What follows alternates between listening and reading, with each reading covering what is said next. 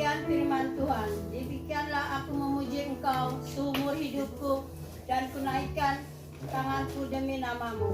Kita mulai ibadah ini dalam nama Bapa, Putra, dan Roh Kudus. Amin. Jemaat saya mohon bangkit berdiri.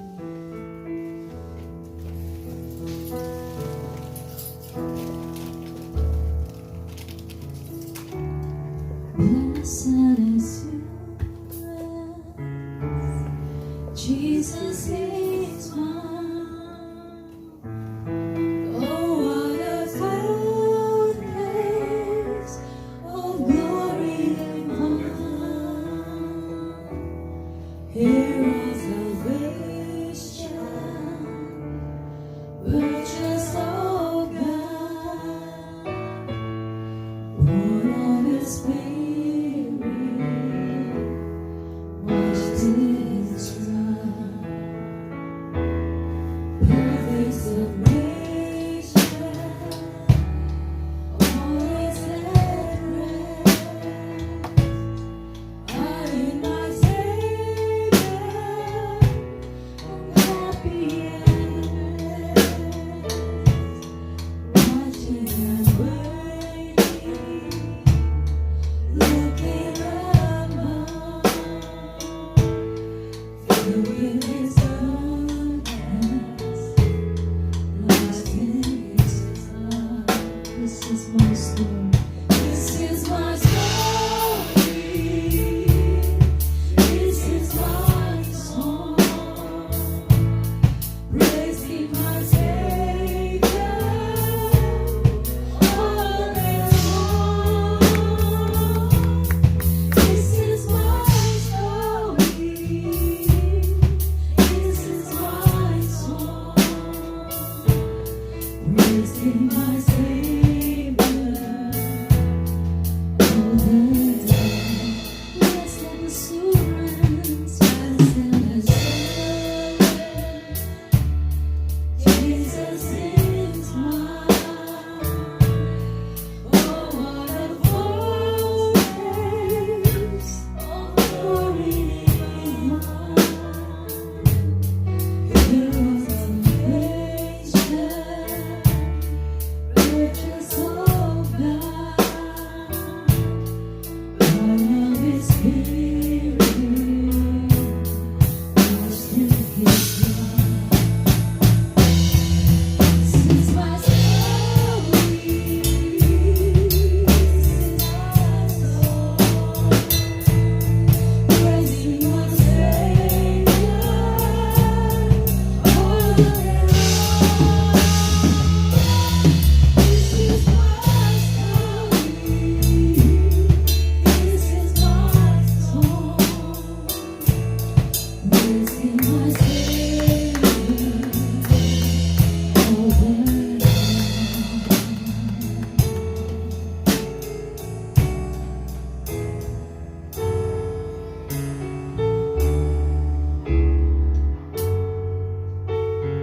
You made all things new, and you made all things new, and I will follow you forward.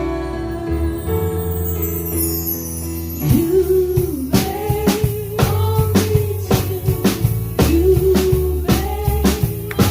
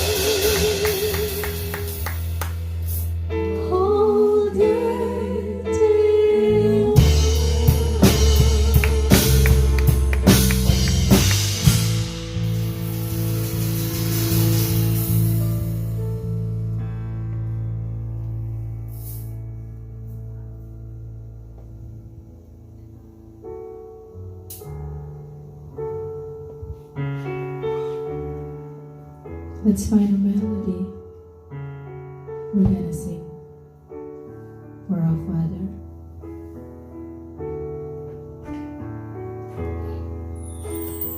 We worship you, Father. Yes. We praise your holy name.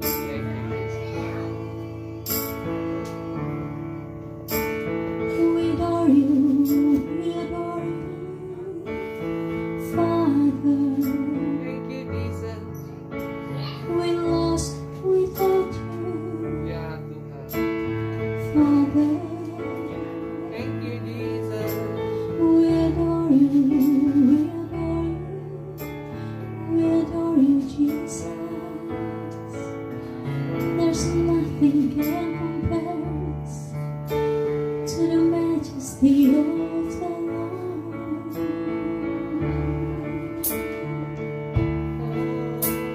For you are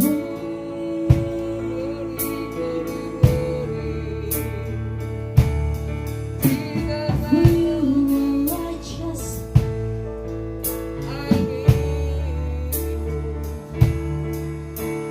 For you are worthy, Yes. Jesus. For you are kindness,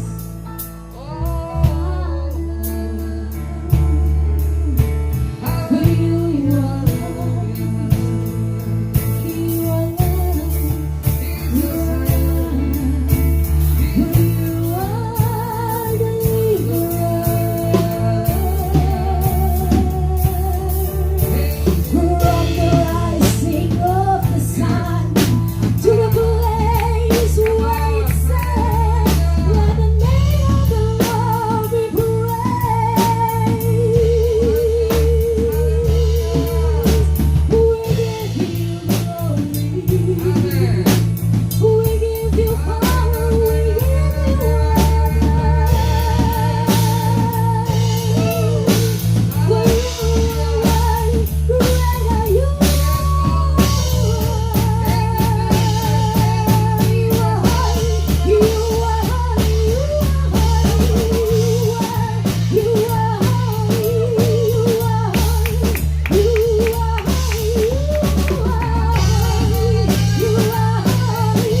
you are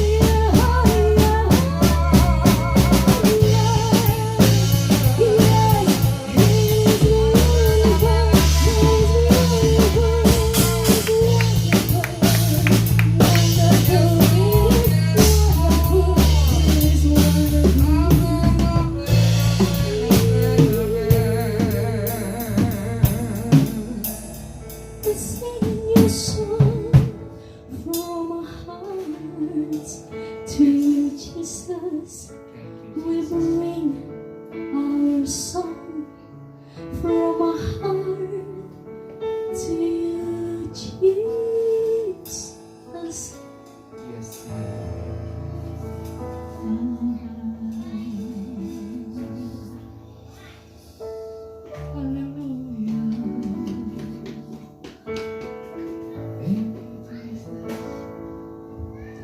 This is my story. This is my song, praising my Savior all the day long. This is my story. This is my song.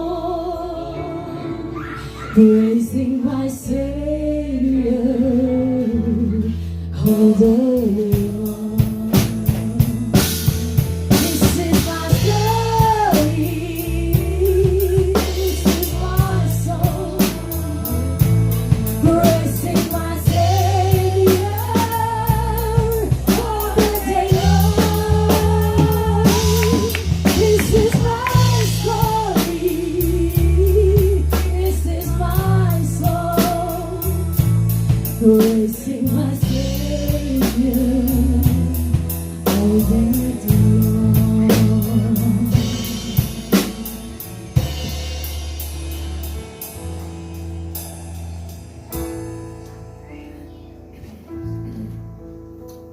kasih untuk pagi ini, terima kasih untuk hari ini. Tuhan ada di tengah-tengah kami. Berbicaralah kepada kami di pagi ini Tuhan. Kami merindukan suara dari Tuhan. Dan kami katakan kepada setiap suara dari perut bumi, bahkan yang datang dari kedagingan masing-masing kami katakan, diam dan tenanglah dalam nama Yesus.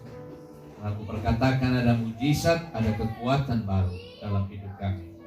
Terima kasih banyak Bapa, berbicaralah kepada kami di pagi ini. Dalam nama Yesus kami berdoa dan mengucap syukur. Dan kiranya firman kekuatan Tuhan diberikan atas setiap kami. Haleluya. Amin. Silakan dulu Bapak Ibu sekalian. Wow, puji Tuhan. Baik. Ya, hari ini saya berbicara tentang believers court atau ya pengadilan orang percaya. Ya, siapapun kita, biasanya kalau orang masuk pengadilan itu kan ada kasus ya. Nah, tapi baiklah kita belajar hari ini pagi ini tentang hal-hal yang baik yang Tuhan ingin kita harus belajar. Coba kita lihat slide berikut. Nah, 2 Korintus 5 ayat yang ke-11 ayat yang ke-10 dikatakan bahwa sebab kita semua harus menghadap tahta pengadilan Kristus supaya setiap orang, perhatikan ini, memperoleh apa yang patut diterimanya sesuai dengan apa yang dilakukannya dalam apa? Dalam hidupnya ini dengan ini. Baik ataupun jahat. Ya. Jadi ini kita belajar pelan-pelan. Oke. Mari kita ketemu dulu. Nah, segala sesuatu akan terungkap ketika kita berhadapan dengan yang namanya pengadilan Kristus. Pertanyaannya begini, kapan kejadian hal ini Pak Pendeta? Tentunya setelah Tuhan datang kedua kali nanti. Lalu kemudian kita akan masuk dalam proses. Nah, ada beberapa hal. Nanti saya akan bagikan itu di episode-episode berikut. Nah, tapi kita fokus di sini dulu ya. Segala sesuatu akan terungkap di mana? Di meja pengadilan itu. Nggak ada yang tersembunyi. Oke. Nah, lihat. Kata menghadap itu dari kata Yunani. Nah, pertanyaannya begini, kenapa Pak suka sering menggunakan kata Yunani, ada Ibrani dan sebagainya? Nah, karena Alkitab kita ditulis dalam bahasa asli yaitu Perjanjian Baru bahasa Yunani, Perjanjian Lama bahasa Aram dan bahasa Ibrani. Ya, oke. Dikatakan menghadap itu diambil dari kata panero, bukan panera bread, oke? Itu panero, ya. Berarti ya, disingkapkan secara apa? Terus terang, tidak ada yang ditutupi atau di hadapan apa? Dari kata menghadap ini, saya mulai mengerti bahwa kenapa Tuhan menghendaki kita menjadi garam dan terang dunia. Karena orang akan selalu ketemu dengan kita. Kita akan selalu bertemu dengan semua orang. Dan teman-teman kita, orang-orang percaya di sekitar kita maupun yang tidak percaya, mereka akan selalu melihat kita. Entah posisi kita baik atau benar, orang akan selalu lihat kita. Dalam kehidupan hari-hari kita akan selalu bersinggungan dengan semua orang. Gak ada yang berteman dengan binatang tiap hari, bukan? Nah, kita harus selalu bersinggungan dengan orang. Kalaupun Anda tidak mau bergaul, orang tetap lihat Anda. Bisa dimengerti. Gitu. Nah, jadi kata ini menggiring saya untuk berpikir bahwa wow, berarti kita sedang berhadapan dengan situasi kehidupan di mana Tuhan katakan kamu adalah garam dan terang dunia. Berarti kita harus menunjukkan hal-hal yang baik.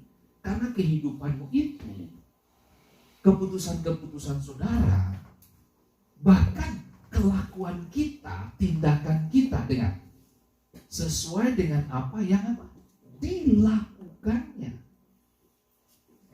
Kita lakukan apa di bumi ini? Nyolong, judi, itu bakalan semua masuk di dalam pertanggungjawaban. Apa yang kita buat? Oke, mari kita pelan-pelan lihat.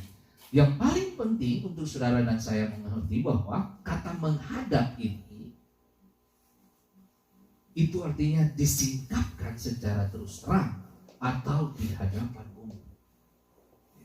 Ada yang tersembunyi di mata Tuhan. Next, lihat. 2 Korintus 5 ayat 10 dikatakan tahta pengadilan Kristus. Wow, the judgment seat of Christ. Di dalam Roma 14 ayat 10 dibilang begini. Tetapi engkau, mengapa engkau menghakimi saudaramu? Dengar ya, saya mau kasih tahu ke saudara. Ukuran yang kita pakai untuk menghakimi orang, ukuran itu juga yang bakalan kita pakai untuk kita. Jadi berhati-hatilah untuk kita jangan terlalu cepat menghakimi orang. Gitu. Nah, atau mengapakah engkau menghina saudaramu? Sebab kita semua harus menghadap apa? Pengadilan. Sekali lagi, semua kita yang hidup bakalan ketemu dengan pengadilan Allah. Anda siap atau tidak siap, Anda harus mempertanggungjawabkan apa yang kita lakukan di bumi ini. Makanya saya mau selalu akan mengingatkan jemaat Tuhan, mari hiduplah sungguh-sungguh untuk kepentingan Tuhan, bukan untuk kepentingan kita. Anda beribadah bukan untuk kepentingan pendeta. Anda berdoa bukan untuk kepentingan pendeta. Anda baca Alkitab bukan untuk kepentingan pendeta. Gitu. Anda bisa bayangin coba. Anda baca Alkitab, Anda bertumbuh secara iman. Anda baca Alkitab, Anda yang bertumbuh, bukan pendeta yang bertumbuh. Betul? Halo? Anda yang makan, Anda yang bertumbuh. Gitu loh. Nah, Anda yang menghabiskan waktu dalam hadirat Allah, Anda yang dapat berkat, bukan orang lain. Ya. Oke. Nah, oke. Pelan-pelan lihat. Mari next lihat, Pak. Ya. Hal pertama yang kita akan bakalan dipertanggungjawabkan di pengadilan Kristus, tindakan kita yang tersembunyi.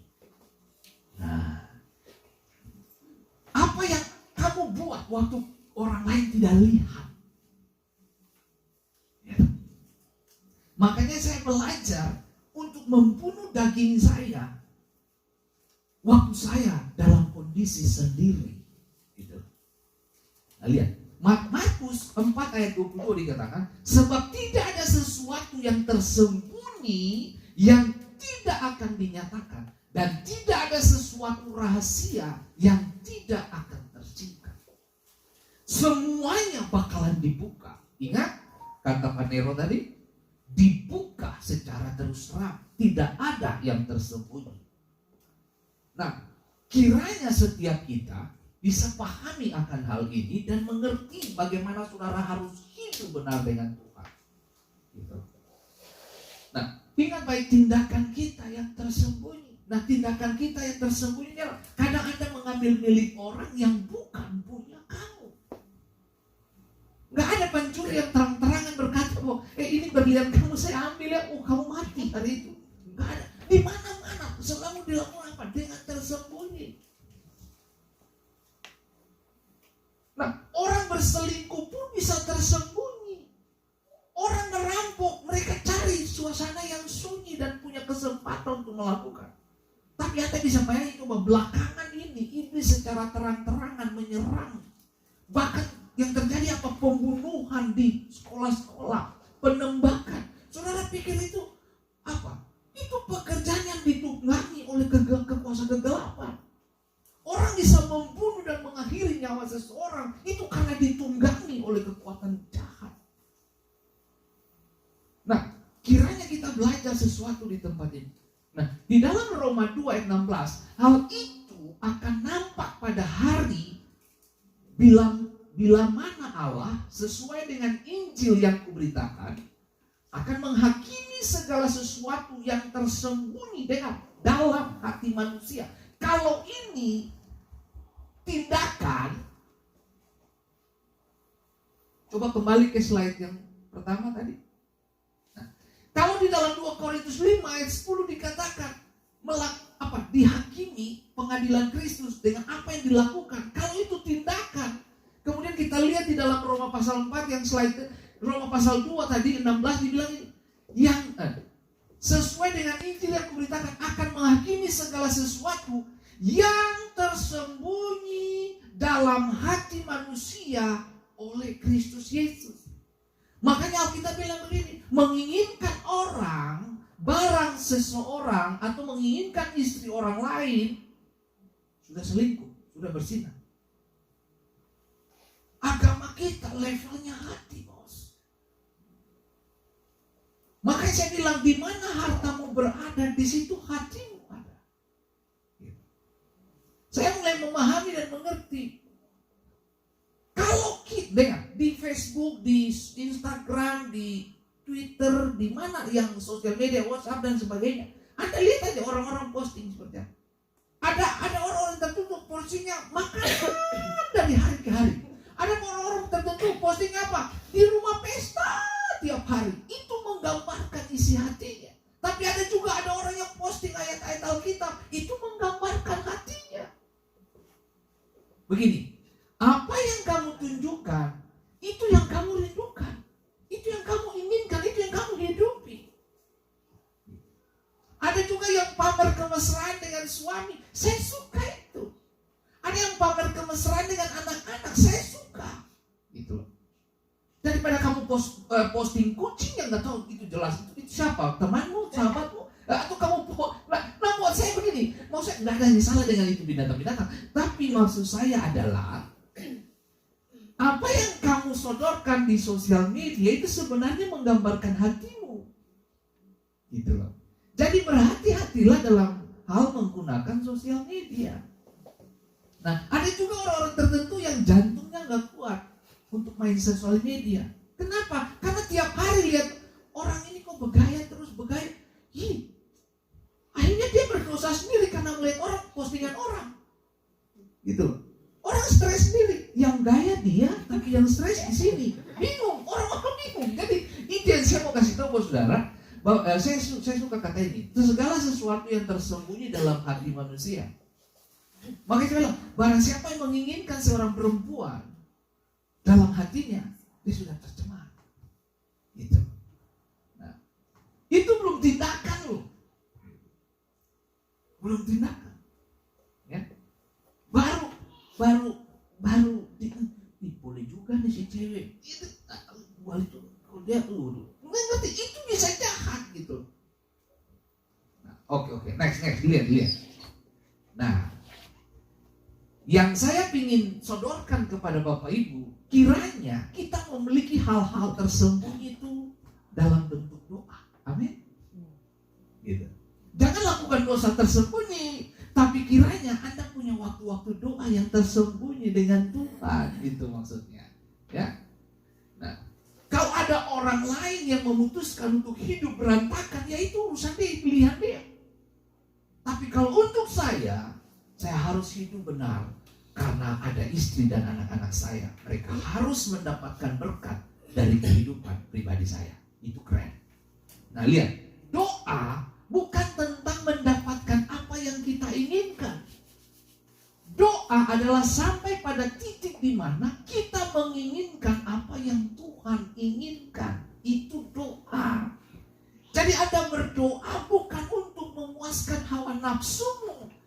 Kamu berdoa bukan supaya Tuhan kabuli keinginanmu.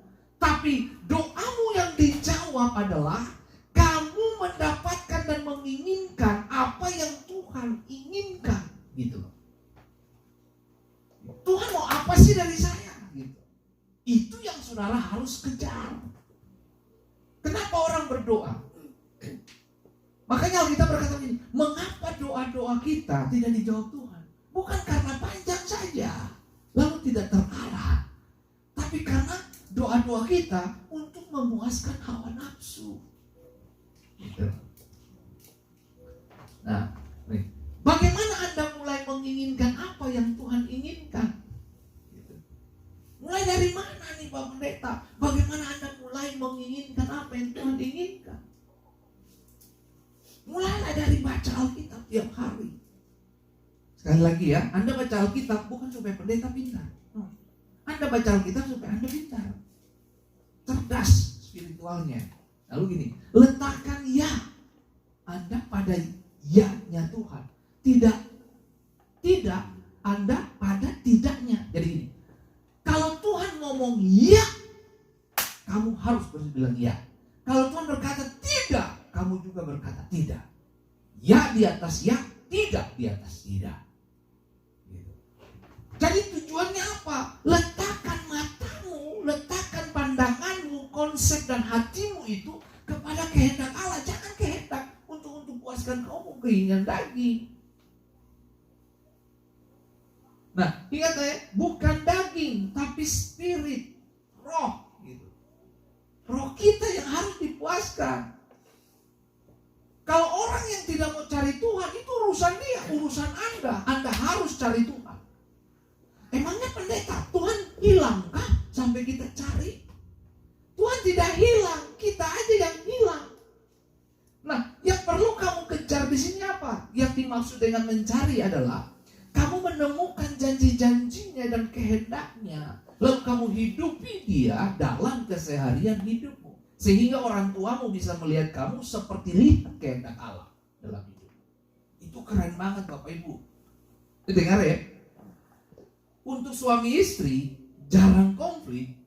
Sederhananya begini. Ketika istri melakukan jalurnya dia, hukum-hukumnya dia, dengan cara apa? Menghormati dan menghargai suami. Suami lakukan bagian dia untuk mengasihi dan mencintai istri. Harga mati, tidak akan konflik. Bisa dimengerti. Nggak ada ini loh. Istri, suami, rel kereta api. Digambarkan, saya menggambarkan gitu. Istri, suami, rel kereta api. Gitu. Nah, kereta api tidak akan, maksudnya kereta api tidak akan keluar dari situ kalau kita menempatkan diri kita pada jalur kita masing-masing. Gitu. Jadi istri jangan ambil bagian suami, suami jangan ambil bagian istri. Berantem. Kereta api relnya aja gak pernah saling mengambil, betul? Dia tetap begitu. Kalau sampai kita ngambil, kereta gak jalan. Keluarga bakalan gak jalan baik. Makanya jangan ambil bagian suami, istri sebaliknya. Jangan ambil bagian istri. Gitu. Suami jangan ambil bagian istri. Maksudnya begitu. Nah, yang paling saudara harus pahami dan mengerti adalah ingat baik, jangan besarkan daging. Besarkan roh. Kepentingan daging itu bakalan kita bisa nggak kemana-mana. Oke, next lihat. Kemudian apa lagi yang dipertanggungjawabkan nih? Perbuatan baik kita. Itu yang tadi saya bilang. Kamu berbuat baik apa ini?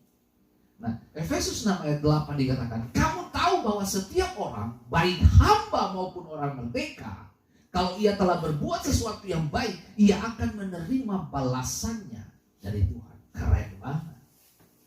Saya memberikan satu contoh sederhana dari kisah tentang Sakeus. Lukas pasal 19 ayat 8. Gitu. Alkitab bilang, pohon yang baik kita kenal dari mana? Dari buah. Pohon yang baik kita kenal dari buah.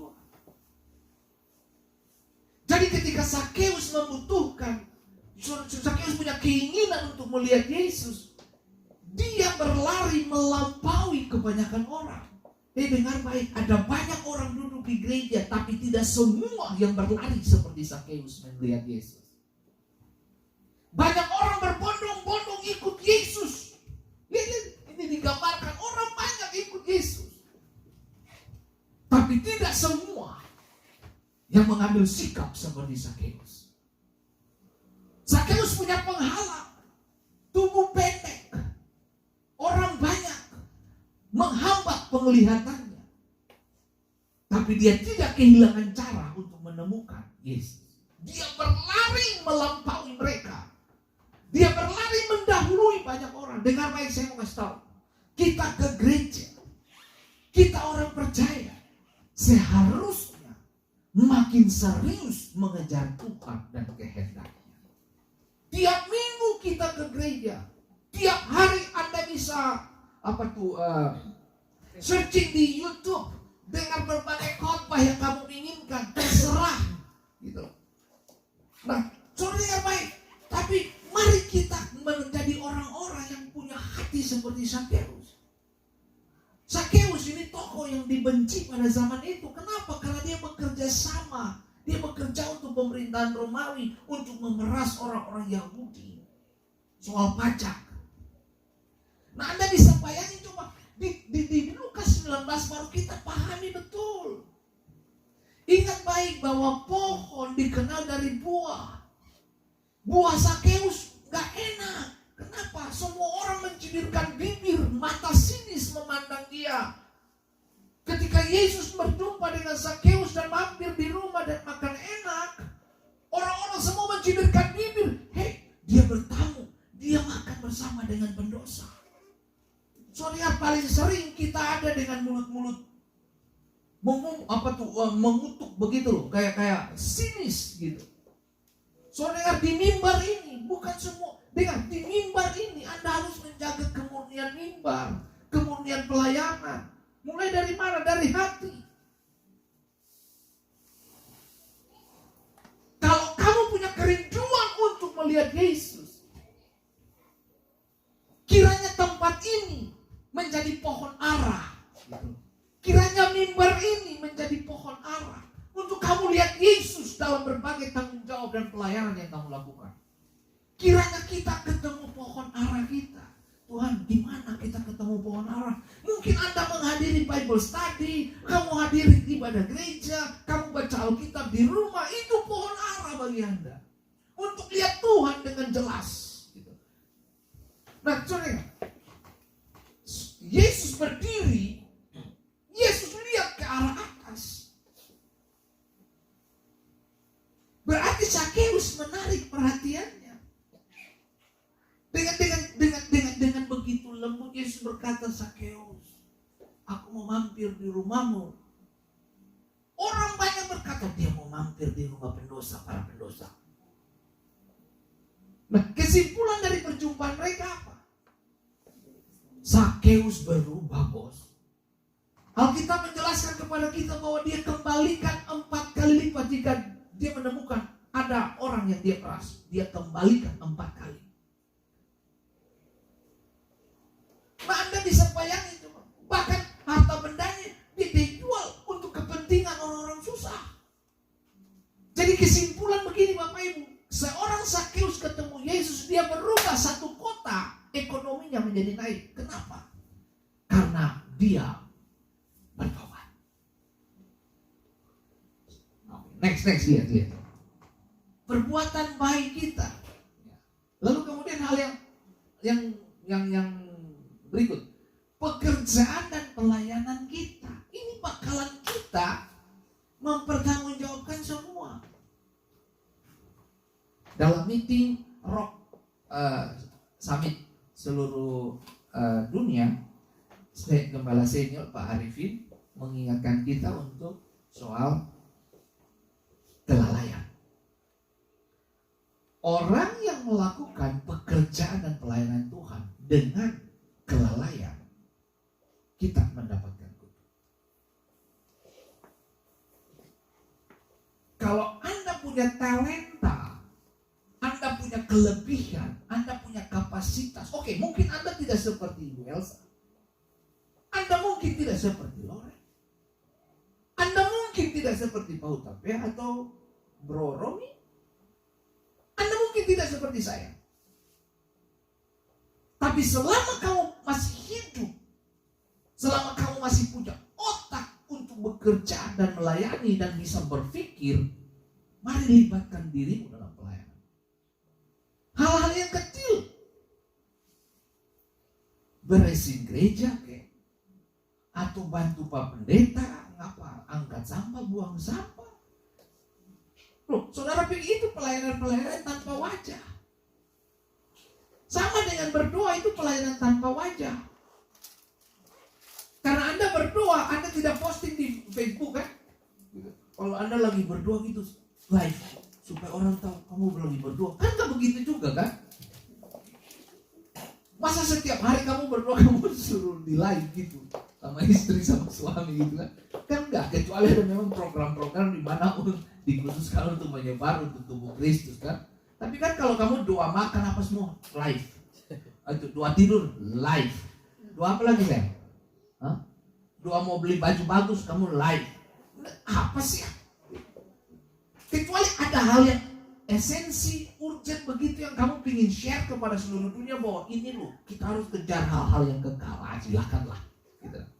Nah, tapi yang jelas begini, pekerjaan dan pelayanan kita, 1 Korintus 3:13, sekali kelak pekerjaan masing-masing orang akan nampak, karena hari Tuhan akan menyatakannya. Sebab ia akan nampak dengan apa? Api. Dan bagaimana pekerjaan masing-masing orang akan diuji oleh api itu. Emas yang murni diuji, dibersihkan dengan api. Tujuannya apa? Pisahkan yang namanya sampah dan munculkan kemurnian emas itu. Semua pelayanan bakalan diuji.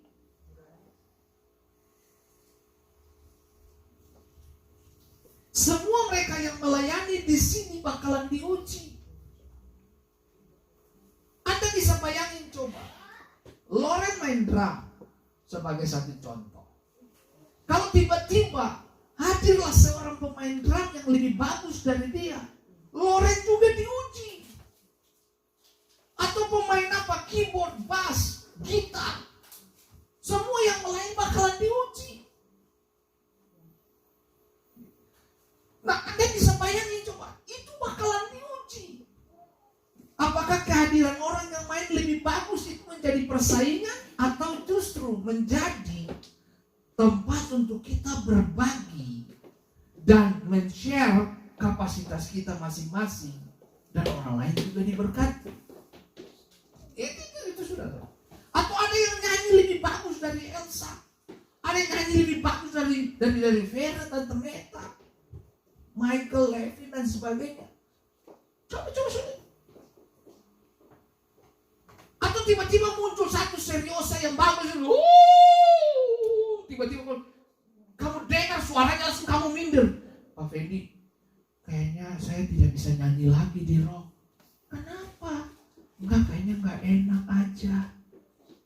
Karena kamu merasa bahwa yang nyanyi, lalu tiba-tiba kamu kayak terpinggirkan begitu karena ada yang lebih bagus. Ya nggak bisa, saudara. Dengar baik, justru mereka hadir untuk menjadi proses pembelajaran. Kalau dia bisa, kenapa saya nggak bisa? Paling tidak Bapak Ibu perlu keluarkan yang terbaik dulu. Ya, ketidaksempurnaan Anda itu disempurnakan Tuhan. Ketidakmampuan Anda akan menjadi kemampuan Tuhan. Alkitab bilang begini, orang bodoh kuurapi untuk mempermalukan orang-orang berhikmat berdasarkan ukuran dunia. Nah, kiranya kita belajar sesuatu di tempat ini ya. Nah, bangunlah fondasi apa? Dasar apa yang kita perlu bangun ini? Kita membangun pakai dasar apa nih? Ada yang bangun pakai gold, silver, batu permata lah, kayu, jerami, atau sekam. Kita mau bangun pakai apa ini? Makanya dalam 1 Korintus 3, Paulus mengingatkan jemaat Korintus, kalian mau melayani, bangun dengan apa? Mau bangun dengan emas, atau silver, atau batu permata, atau kayu?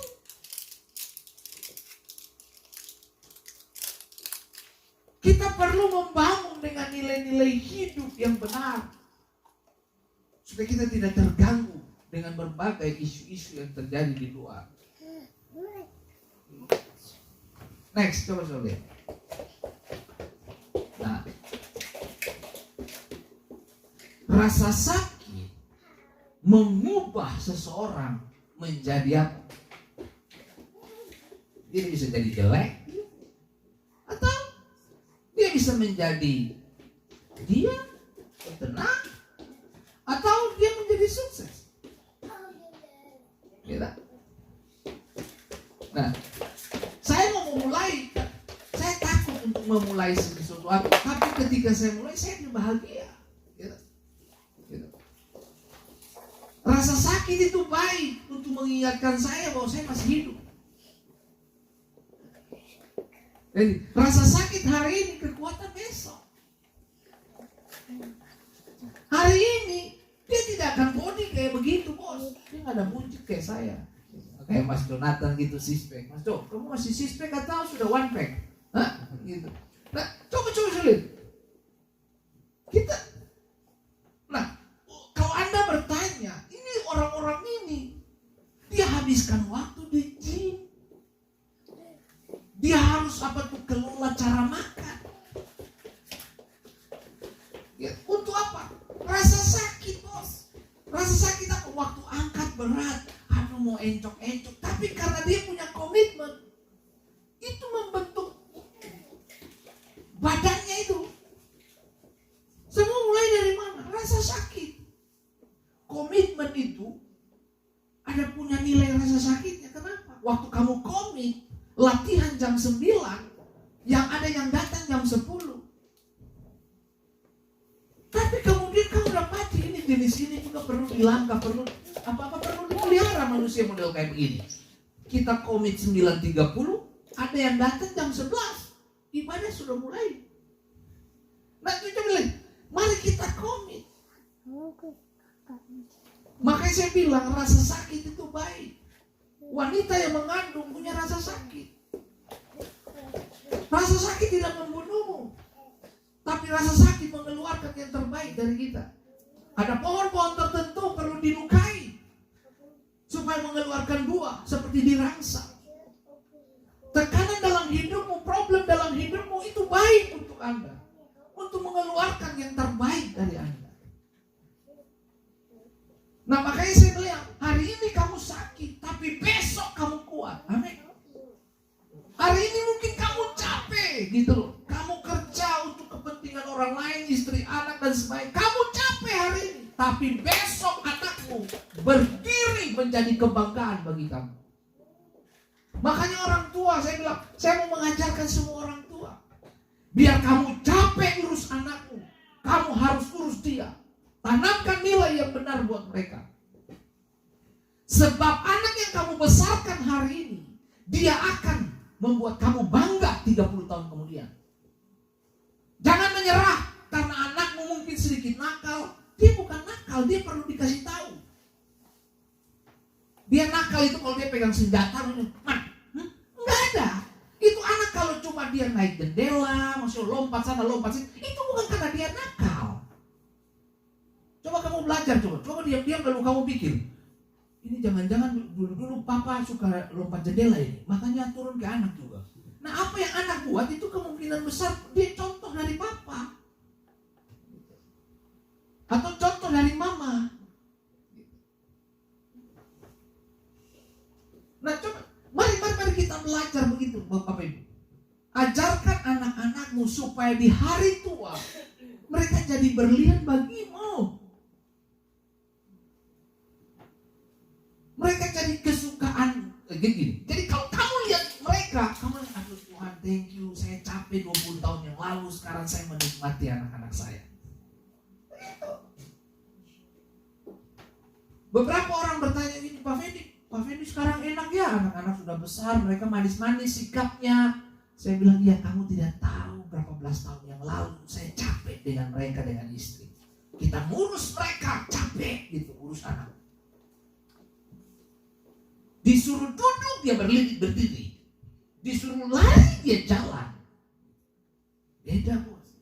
Makanya saya bilang, kenapa banyak orang lebih suka binatang piaraan daripada memiliki anak? Karena anak kadang bilang A, dia buat B. Kalau binatang nggak, sit down dia. Running dia. Dogi ini bilang apa? Dia bikin. Makanya itu anjing itu binatang setia. Nah, kiranya kita belajar di sini Bapak Ibu.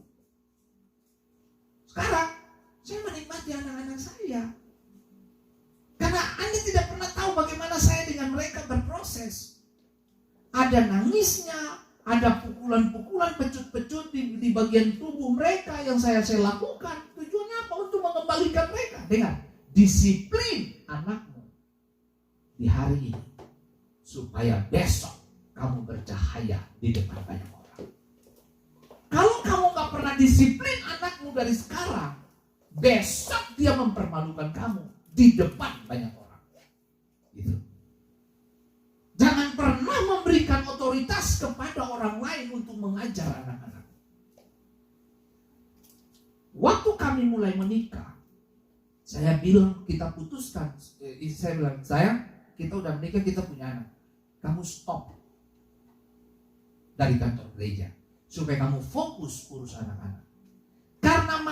Karena istri saya fokus urus anak-anak, makanya kita dapatkan berlian di 20 tahun kemudian ini, sekarang ini. Saya banyak berjumpa dengan beberapa orang-orang Indonesia di sini. Istri kerja dari pagi sampai malam. Kemudian suami kerja lagi sampai malam.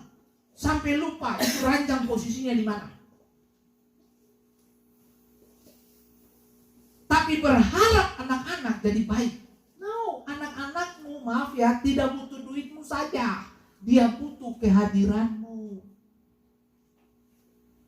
Secapek-capeknya saya, semarah-marahnya saya akan terus kasih waktu untuk kedua anak-anak saya. Biar mereka udah tua-tua begitu, udah besar-besar itu, saya tetap kasih waktu untuk mereka.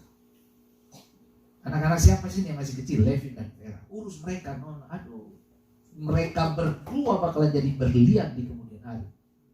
Anda bayangin coba kalau mereka besok-besok jadi siapa? Satu jadi senator. Daniel tuh senator ya. Kalau Valeri mesti, karena dia cerewet, dia mesti jadi pendeta, bagus itu.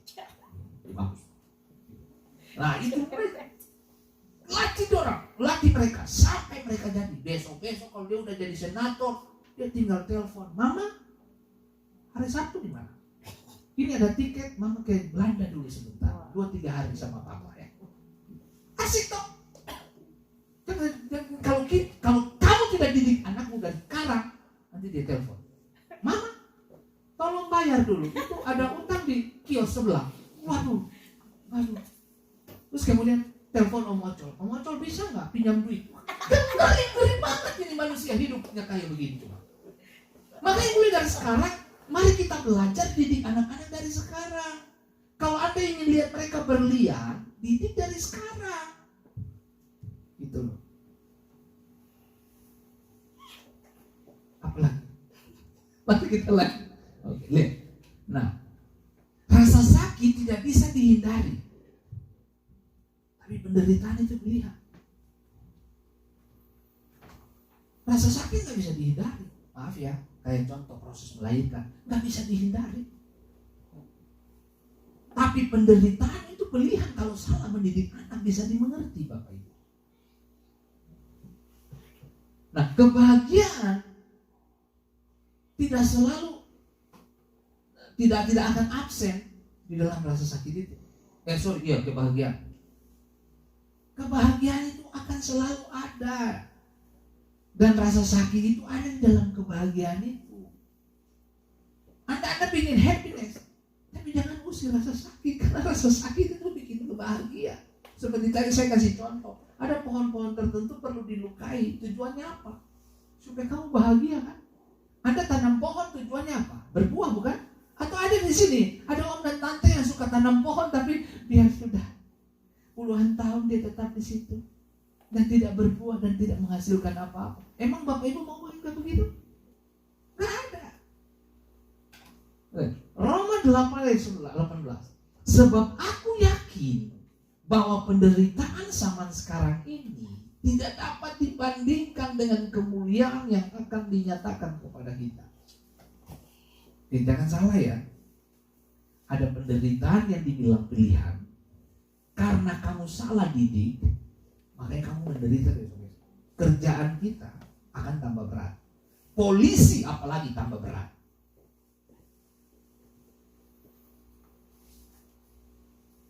Tapi dibilang kalau kamu menderita, Roma 8 ayat 18, itu kamu menderita karena kebenaran Kristus. Itu hasilnya beda. Bukan kamu menderita karena salah didik anak. Nah, menarik untuk kita belajar di sini apa? Selalu ingat ini. Kebahagiaan itu bukan berarti tidak ada rasa sakit. Ada rasa sakit di dalam. Tapi itu perlu waktu dan hati untuk mengerjakan hidup ini menjadi benar. Bapak Ibu yang melayani, Anda yang ke gereja, Anda yang memberi waktu untuk mencari Tuhan. Kita ibadah kan nggak sampai 1-2 jam, ya 1 jam setengah lah, nggak sampai jam 3 jam. Nggak ada gereja rock yang ibadah 3 jam. Itu kalau ada 3 jam, saya pastikan semua harus bawa tempat tidur. Nggak ada.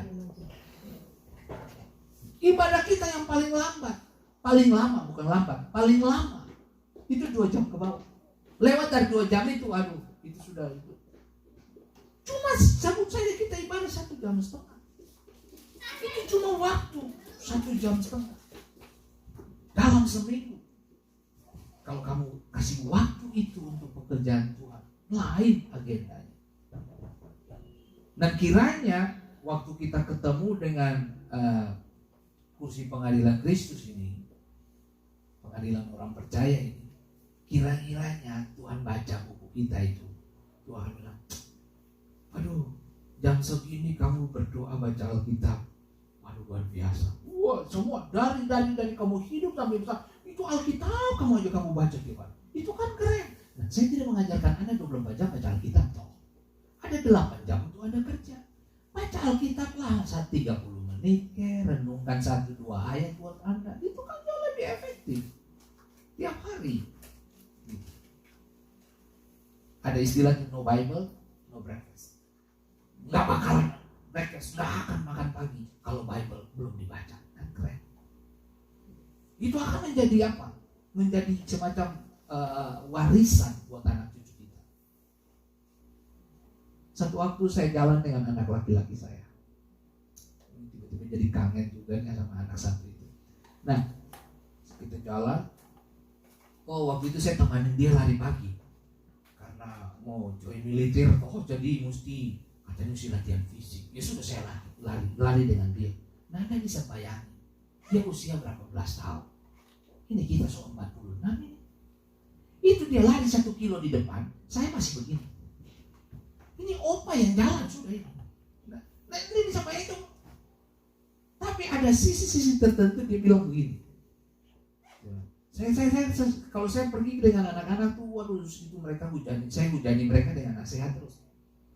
Makanya kalau saudara tanya mereka tanya, kamu suka dekat papa? Mereka pasti mikir 2 kali. Kalau dekat papa nasihat terus.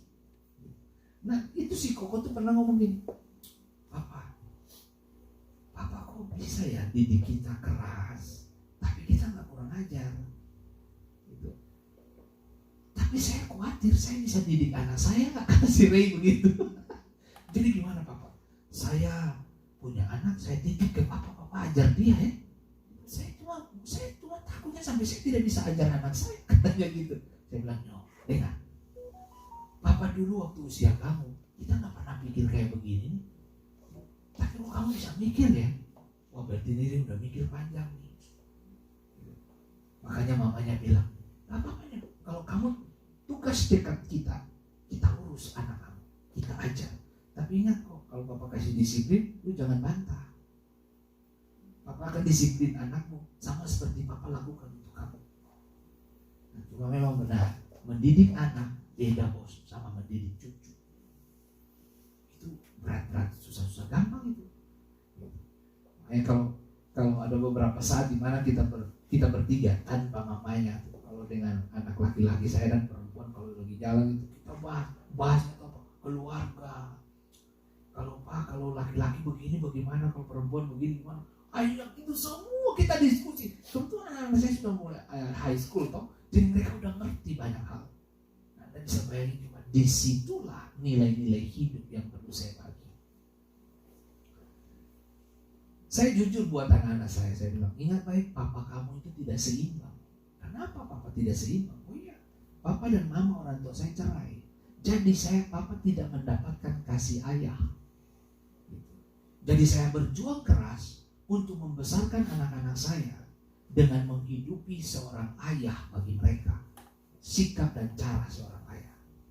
Nah itu yang paling penting untuk kita belajar. Dan kiranya kebenaran ini Bapak Ibu, ingat baik, persiapkan anak-anak saudara. Pada waktunya kita bakalan berdiri di depan tahta pengadilan Kristus. Dan dengar, Anda gak bisa mewakili anak-anak Anda. Anak Anda tidak bisa mewakili Anda. Tuhan, anak saya lagi di toilet, saya mewakili dia, gak ada. Anak saya masih kecil Tuhan, biar saya mewakili dia, gak ada. Makanya kalau kamu lagi bergumul dengan anak kamu punya tugas cuma berdoa. Berdirilah di atas kedua lutut dan serahkan anak. Selebihnya itu urusan Tuhan di atas. Sebab masing-masing generasi dilahirkan dengan problem dan pergumulan yang berbeda-beda. Anda tidak bisa paksa orang yang lahir tahun 60-an. Anda paksa mereka untuk bisa teknologi sekarang. Itu udah berat. Tapi Anda pun tidak bisa paksa orang yang lahir di tahun 20-an atau Daniel, contoh Daniel itu. Daniel, dulu papa gak ada gadget. Kamu main aja lompat tali. Coba suruh dia main lompat tali, dia mau gak? Jangan kau putar lagi generasi itu ke belakang, gak bisa. Gak bisa. Sekarang Afghanistan dikuasai Taliban. Itu mereka seperti menarik untuk kembali kepada zaman-zaman yang dulu lagi. Bahkan ada tamu udah baca, ya Afghanistan lagi terancam dengan kegelapan seluruh kota. Kenapa? Karena Taliban tidak bayar listrik. Itu bakalan negara jadi gelap. Perusahaan yang tanamkan itu tentang listrik negara mau dicabut dari situ. Nah kalau cabut, kegelapan lah itu negara. Kita di sini udah gak bisa hidup tanpa listrik, kan begitu? Anda bisa main itu. Mereka mencoba untuk mau masuk dalam perkuliahan saja, laki-laki perempuan dipisahkan. Ada tirai, men. Itu suami istri masuk kuliah pun dipisahin, men. Repot. Makanya saya mau kasih tahu buat saudara. Kita bersyukur kita tinggal di negara yang bebas, tapi terdidik. Nah, tapi ada yang bebas, nggak jelas juga. Karena saking bebas, nggak jelas di Amerika. Karena saking bebas, narkoba dibebaskan lagi. Nah, kiranya kita hidup dengan semua keputusan-keputusan kita bakalan diperhadapkan dengan tahta pengadilan Kristus. Siapapun kita bakalan ketemu dengan pengadilan Kristus. Dan hari ini, mari kita belajar bahwa ingat baik, bersyukur untuk setiap rasa sakit yang datang dalam hidup kita. Sebab itu baik untuk mengeluarkan nilai Yesus di dalam kita. Amin. Berterima kasih untuk sedikit masalah-masalah yang terjadi. Bersyukur untuk setiap koreksi-koreksi Tuhan yang terjadi dalam hidup kita. Sedikit tapi bawa dampak yang baik bagi kehidupan kita. Dengar baik, orang kuat, orang hebat tidak dilahirkan dari kemudahan. Mereka kuat dan hebat karena dilahirkan karena tekanan-tekanan kehidupan. Tuhan memberkati kita semua. Mari kita berdoa. Masih ada ya? Masih ada sayang? Oh, satu lagi ya. Nah, ya ini Bilangan 13 ayat 33. Saya pikir sudah habis tadi. Nah, juga kami lihat di sana orang-orang raksasa, orang enak yang berasal dari orang-orang raksasa, dan kami lihat diri kami seperti belalang, dan demikian juga mereka terhadap kami. Nah, ini maksudnya begini Bapak Ibu. 12 pengintai dikirim untuk memantau daerah Kanaan itu. Kemudian kita dapati 12 balik, hanya 2 yang berdiri pada konsep dan mempertahankan kehendak Allah. Kaleb dan Yosua. 10 orang mengungkapkan kalimat yang sama. Mereka melihat kita seperti belalang. Dan mereka semua raksasa-raksasa. Kita bakalan dilumat habis sama mereka, dimakan sama mereka. Dengan baik informasi yang tepat membangkitkan iman. Tapi informasi yang tidak berdiri pada kehendak dan kedaulatan Tuhan, itu melumpuhkan percaya Anda. Mereka meletakkan rasa sakit atas bangsanya sendiri. Kaleb dan Yosua tampil dalam perbedaan. Kaleb dan Yosua berkata begini, Tuhan sudah janji kita akan lumat mereka kasih habis. Dan Kaleb dan Yosua orang-orang yang pernah mengalami rasa sakit dalam kehidupannya. Tapi mereka orang-orang yang tidak mundur. Dengar sekali lagi, orang-orang yang mengecap rasa sakit itu adalah orang-orang yang kuat. Anda bisa bayangin coba. Waktu, dengar, 12 mata pergi. Lihat, 12 orang pergi. Mereka lihat tempat yang sama, lokasi yang sama, tapi pendapat bisa berbeda.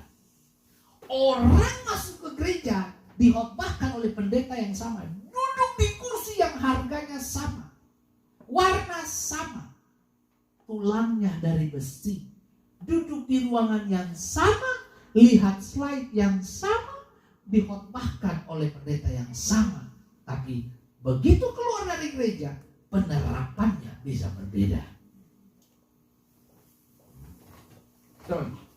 Di Bilangan 14 ayat 24, yang membuat mereka berdua, Kaleb dan Yosua, berbeda apa? Mereka punya different spirit, roh yang berbeda. Kenapa? Karena mereka mengikuti Tuhan dengan sepenuh hati. Itu saja saudara. Saya mau ingatkan semua kita. Saya mau khotbah model seperti apapun, mau bagus kayak apapun, diurapi kayak apapun. Kalau kita tidak memutuskan untuk hidup benar dengan Tuhan, percuma yang kita bangun. Pribadi kita lah yang memutuskan untuk kita menyenangkan Tuhan atau tidak. Tuhan berkati kita semua. Mari kita satu di dalam doa. Mari teman-teman musik dan Ibu Elsa dan tim. Bapa yang baik, datanglah kerajaan-Mu, jadilah kehendak-Mu di pagi ini. Kami berterima kasih untuk setiap rasa sakit yang datang dalam hidup kami. Paulus memiliki rasa sakit. Petrus memiliki rasa sakit. Sakeus punya rasa sakit. Semua orang memiliki rasa sakit. Yosua, Kaleb, mereka punya rasa sakit. Musa punya rasa sakit. Elisa, mereka punya rasa sakit. Bahkan hamba punya rasa sakit. Dan kami bersyukur untuk semua rasa sakit, hambatan, tekanan, problem. Kami berterima kasih untuk semua rasa sakit. Sebab semua ini bakalan keluar menjadi berlian. Karena hanya orang-orang yang berproses dengan Tuhan, mereka tahu bagaimana bereaksi dengan hidup ini. Roh Kudus, nyatakan kuasa dan kemuliaan. Berkati setiap kami.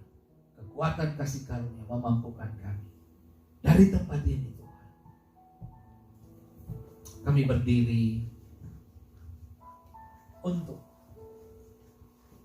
orang-orang yang berhari ulang tahun dalam jemaat ini. Berkati Franklin Tanamal dan berkati Daniel Surya yang ulang tahun dalam bulan ini. Diberkatilah mereka. Takut akan Allah ada pada mereka. Dan aku berdoa, biarlah sukacita Tuhan terus menjadi bagian mereka. Dan dari tempat ini Tuhan, tangan yang sama sebagai hamba Tuhan, sebagai gembala, aku melepaskan berkat kasih karunia khusus untuk Email dan Jonathan. Tuhan berkati kandungannya. Tuhan kuatkan, Tuhan sehatkan, Tuhan Bapa benih yang Tuhan taruh diberkati, pertumbuhan yang sehat terus dikerjakan Bapa.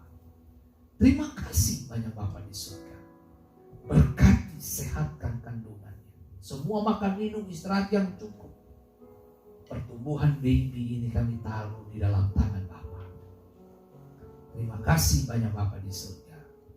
Dalam nama Tuhan Yesus Kristus, semua suplai makanan yang datang dari Bapa ada di dalam bayi ini.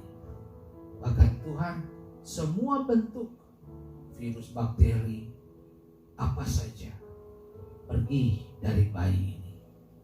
Terima kasih banyak Bapa di surga. Dalam nama Yesus, kami berdoa kedua hamba-Mu ini diberkati Tuhan. Sebentar kami akan memberi persembahan. Tuhan berkati pemberian kami untuk perluasan pekerjaan Tuhan di tempat ini. Tuhan berkati setiap pemberian kami yang mengembalikan persepuluhan baik lewat Venmo maupun pemberian onsite. Tuhan berkati. Terima kasih banyak setiap kami. Haleluya. Amin. Tuhan berkati dan selamat memberi.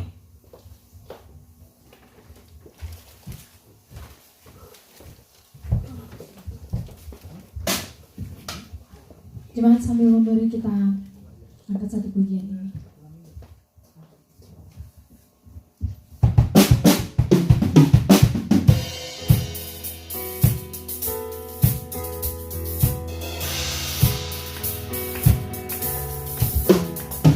Saya minta jemaat bangkit berdiri.